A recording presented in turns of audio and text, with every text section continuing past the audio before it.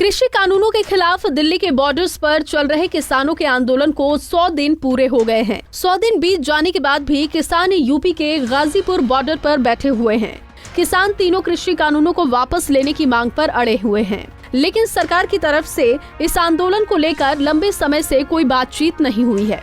वहीं भारतीय किसान यूनियन युवा विंग के राष्ट्रीय अध्यक्ष गौरव टिकैत ने मोदी सरकार को चेतावनी दी है। उन्होंने कहा कि किसान अब बॉर्डर्स पर गर्मियों की तैयारियों को लेकर जुट गए हैं। उनका कहना है कि जब तक इस कानून को वापस नहीं लिया जाएगा तब तक ये बैठे रहेंगे। ये पूरा आंदोलन 100 दिन तक पहुंचाया, उनका भी बहुत बहुत धन्यवाद भी है, क्योंकि ऐसे काम के टाइम पर जहाँ गन्ने की छिलाई भी थी, गेहूं की बुआई भी हुई और अब जो है गेहूं की कटाई भी होगी, होली भी आओगी, तो निरंतर ये आंदोलन इसी तरीके से चलता रहेगा। मजबूती के साथ में आंदोलन करेगा। ये किसान के अस्तित्व की लड़ाई है, इससे किसान पीछे नहीं रहेगा। हमारे माध्यम से 100 दिन पर सरकार से कुछ कहना चाहेंगे? सरकार आपको देख रही है। भाई सरकार से तो अब जब उम्मीद जो थी वो रही नहीं, उम्मीद तो खरी नहीं उतरी। सरकार उम्मीद थी भाई कि भाई सरकार कुछ करेगी, लेकिन करा नहीं। 100 दिन बाद आपको क्या लगता है कि और ये लंबा चलेगा जी, लंबा चलाऊंगा। और एक रोड जो बंद किया था और खोल दिया, फिर बंद कर आम जनता को आगे आना चाहिए। ये बैरियर जो पुलिस ने लगा रखे हैं उनको तोड़ना चाहिए। अगर किसान तक ट्रैक्टर की हमारी जरूरत पड़ेगी, आगे जनता रहेगी और पीछे जो है उसको तोड़ने का काम करा जाएगा। बस आखिरी सवाल ये कि इस आंदोलन में महिलाएं भी हैं। 8 तारीख को महिला दिवस मनाया जाएगा। 7 तारीख को केरल दिवस, जो केरल के लोग आ रहे हैं वो भी मनाया जाएगा। और उस दिन जो है मंच का संचालन पूर्णतः महिलाओं के लिए 8 तारीख को रहेगा।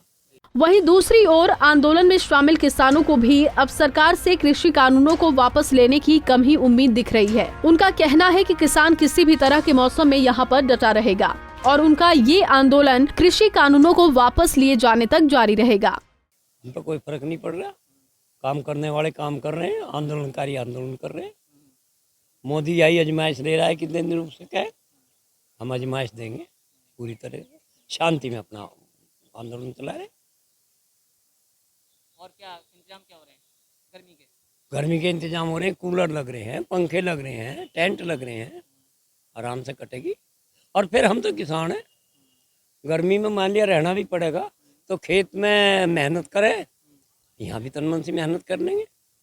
बैरिकेड ऊपर खुल जाते हैं, बंद हो जाते हैं, दिल्ली पुलिस खोल देती है, बंद वो तो उनकी मर्जी बेटे, वे चाहते हैं कि कुछ गड़बड़ हो किसी तरह से, कभी खोलना कभी बंद करना, उनकी हेडेक है, हमारी नहीं।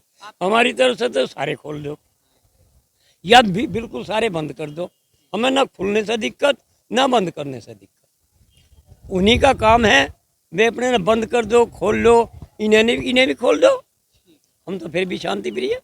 देखो 100 दिन हो गए, हमारा तो ऐसा कोई था नहीं प्लान कि हम 100 दिन पूरे करने आए हैं, पर सरकार की हठधर्मी है कि हमें 100 दिन आज पूरे हो गए। और अगर सरकार सोचे कि 100 दिन बाद यहाँ थक जाएंगे अक जाएंगे, ऐसा कोई कुछ प्लान नहीं है। किसान ना थकेगा ना अकेगा। किसान गर्मी में भी वैसा ही है, सर्दी में भी वैसा ही है। हमें गर्मियाँ झेली हुई हैं, हम फसल उगाते हैं, तपती गर्मी में उगाते हैं। हमें गर्मी भगा नहीं पाएगी ये गर्मी, हमें सर्दी भी भगा नहीं पाई, सर्दियों में बरसात आई तब भी नहीं भगा पाई।